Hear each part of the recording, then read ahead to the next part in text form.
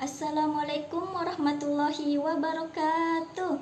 Alhamdulillahirabbil alamin. Segala puji bagi Allah yang telah memberikan kita rahmat serta kasih sayang. Salawat serta salam kita curahkan kepada junjungan Nabi Muhammad SAW. Pada kesempatan ini, izinkan saya menyampaikan ceramah yang berjudul Berbuat Kebaikan. Kebaikan adalah inti dari ajaran Islam. Ia tidak hanya mencakup ibadah secara ritual seperti sholat dan puasa, tetapi juga mencakup perilaku sosial seperti menolong sesama, bersedekah, memaafkan, dan tersenyum. Islam tidak membatasi kebaikan pada hal-hal yang besar, tetapi juga dalam hal kecil yang kita lakukan dengan niat ikhlas karena Allah Subhanahu wa Ta'ala. Dalam surah Al-Zalzalah ayat 7-8, Allah Subhanahu wa Ta'ala berfirman, A'udzubillahi minasyaitonirrajim. Bismillahirrahmanirrahim. Faman ya'mal mithqala dzarratin khairan yarah.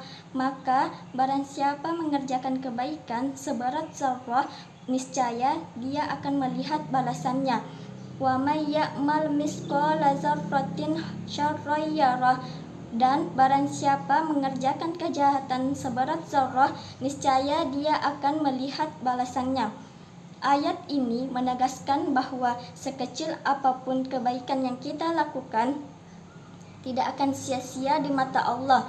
Bahkan amal kebaikan yang kita anggap remeh bisa menjadi penyebab turunnya rahmat dan ampunan Allah Subhanahu wa Ta'ala.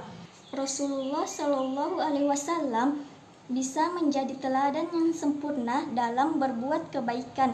Beliau menunjukkan akhlak mulia dalam segala situasi, bahkan terhadap orang-orang yang memusuhinya. Rasulullah membalas dengan kebaikan. Beliau bersabda, janganlah kamu meremehkan suatu kebaikan walaupun bertemu saudaramu dengan wajah yang berseri-seri. Hadis riwayat Muslim.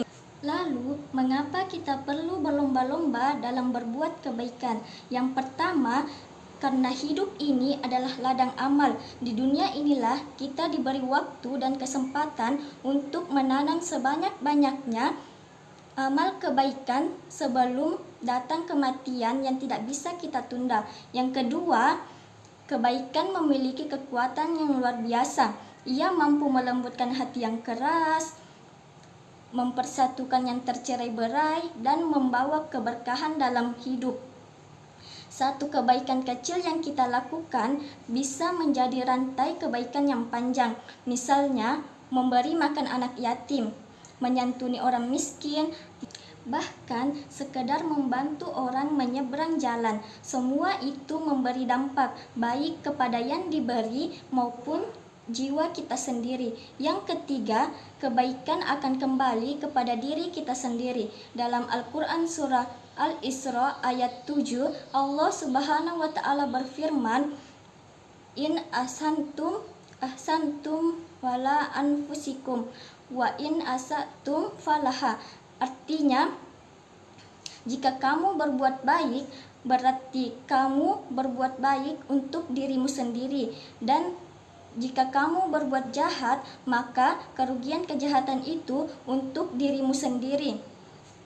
Ayat di atas menjelaskan bahwa setiap kebaikan yang kita lakukan akan mendatangkan manfaat bukan hanya bagi orang lain, tetapi juga untuk diri kita sendiri. Ia membersihkan hati, mendekatkan kita kepada Allah, dan menjauhkan kita dari segala sifat-sifat buruk. Wabillahi taufiq wal hidayah. Wassalamualaikum warahmatullahi wabarakatuh.